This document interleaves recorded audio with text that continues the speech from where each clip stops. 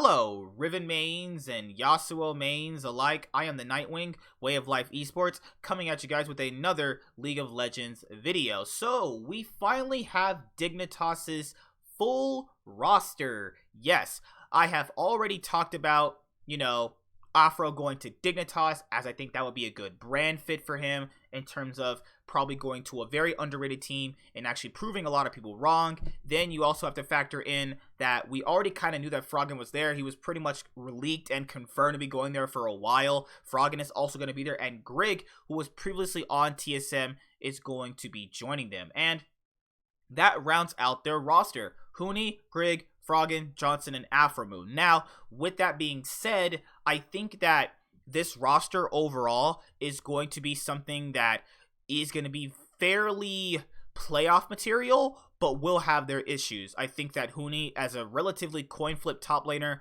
is going to be largely relatively a unproven consistent player. I'm not saying that he's bad. What I'm saying is how much more better can he show everybody else that he can't be a coin flip player, because a coin flip player, if they're consistent, can be a really good player. It just depends on what else can everybody possibly do in order to make up for Huni's weaknesses. I think having Froggen and I think having Aphro does complement that, but then you have to look at the split that Aphro had, and Grig is especially a question mark, but they have to have a North American jungler because they have their import slots taken up already in mid and top lane. So these are the players that they got. I mean, this is pretty good, even though they were reportedly having a hard time signing players. I mean, if you ended up with Froggen and Aphromoo, I mean, I know this past year has not been good from him, but it's been pretty much, he's been a top 3 support in the league for quite some time, though this past year showed that he can be fairly outlaned and outmatched by other supports, but that comes with the time because you have to factor in that other players come into the league. There's a lot of better supports that get imported into North America, so this is going to be an interesting roster, and for them to spend 2.3 million just to get 5th place in the LCS, at the end of the day, it's not worth it. But hey, if 5th place is what they want, 5th place is what they're going to get. Now, I'm saying 5th place right now because you have to factor in a new AD carry who has not played on the stage yet.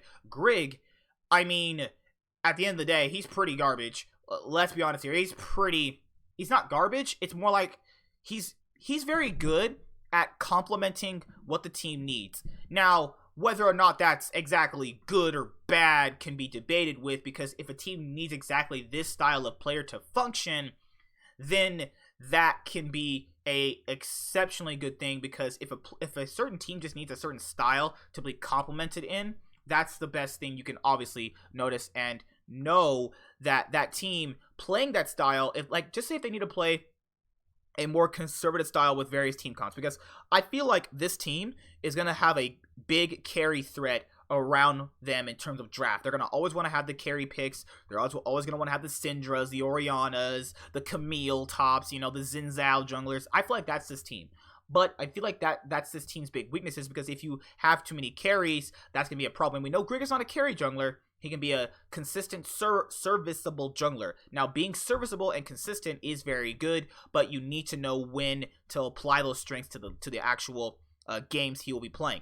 Though this isn't the best roster, this is a pretty decent roster, and more or less so playoff material. It's going to be really hard to decipher who is going to make the playoffs in North America. I mean, obviously, we pretty much know all the rosters now, and we're going to have to do power rankings very soon, and I'm going to be severely happy when doing that, and also severely sad because, well, doing power rankings means that a lot of fans are going to get really mad at where I'm going to probably place teams, but that just happens with any power ranking in literally life. So let's see if this new Dignitas roster can exactly be very good. This is their return debut back to the LCS. Technically, they had a return debut in Summer Split and at Worlds, but this is their official debut back. I think that getting Aphromoo and Froggen as a brand deal is very good. I think Huni is a big brand deal. If they could just build their content on YouTube up more with these players over the next, let's say, 4 splits potentially, or because we know Aphro is a tenured franchise player. We know that Huni can be a franchise player potentially, and if he's signing with Dignitas for 2 years, that means potentially we're gonna get 4 splits out of both of these players. Grig, he needs to play good because he could be out like next year. So expect 2 splits of Grig. And Johnson, they're going to want to grow him. So expect pretty much 2 splits out of him. If he plays really well, he might leave next year past that point. But Froggen is known to kind of leave teams consistently. And I wouldn't be surprised if he left this team after this year if they weren't that good. But Dignitas can surprise people. I do want to leave that open. And I also think that Dignitas can be a much better roster than a lot of the other rosters that were exactly put together. Now, after that, there's a few other League of Legends news. Just want to kind of glance over it super quickly. Was that Artemis is joining Evil Genius's coaching staff. Artemis was on Dignitas throughout spring, summer. I'm pretty sure he was part of the academy team.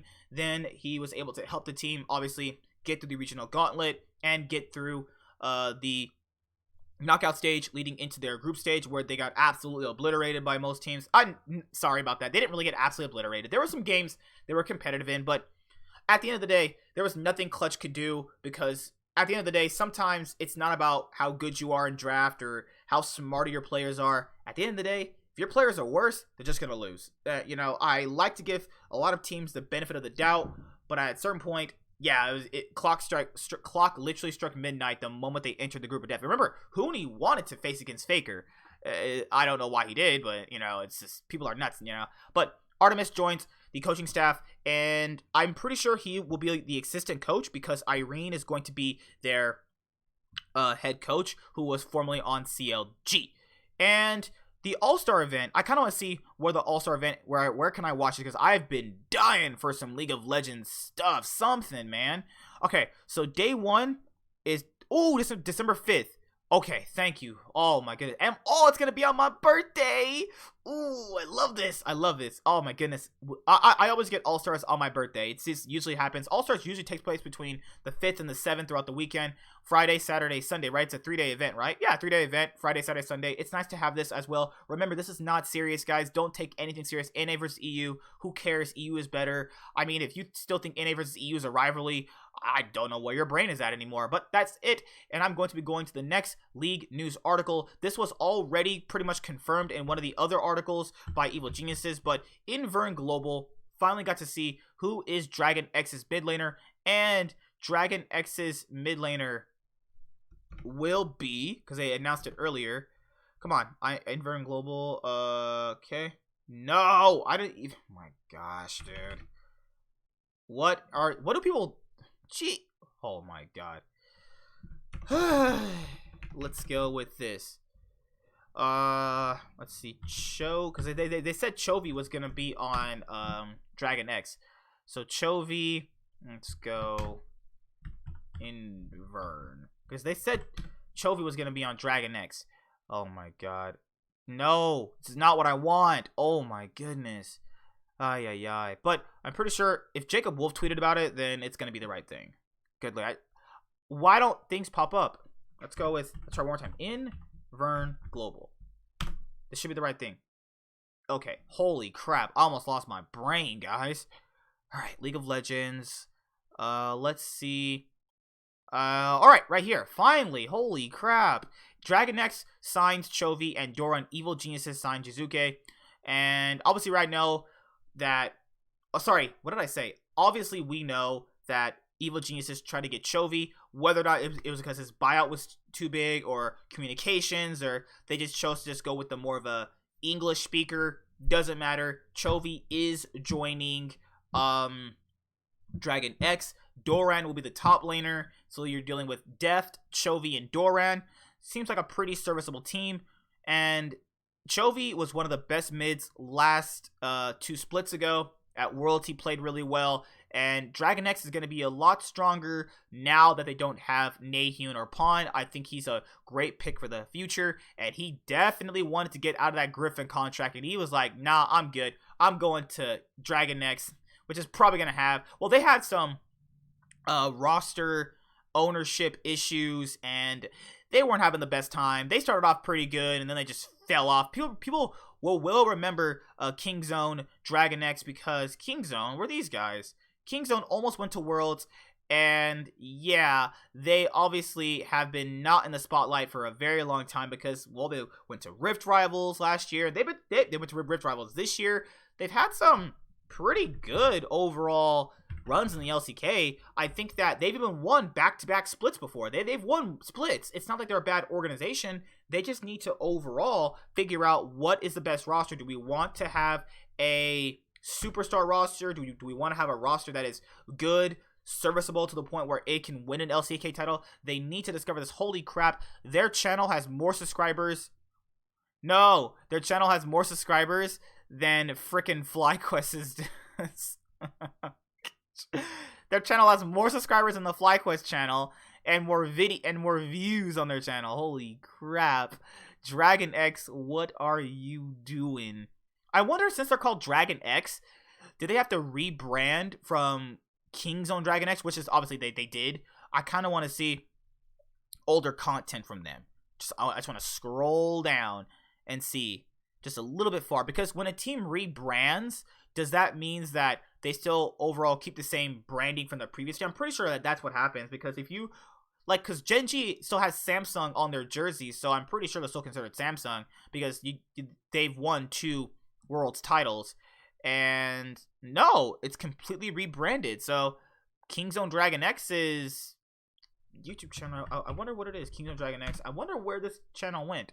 No, they're just called DragonX. I guess they deleted those past videos. I don't know. But yep, Kingzone DragonX or DragonX now have Chovy. So see you guys later. Like, comment, subscribe. Most of all, enjoy. I'm the Nightwing, and Way of Life Esports is signing out. Hi there, guys. Be sure to like and subscribe to the channel for more stuff. Yeah, thank you.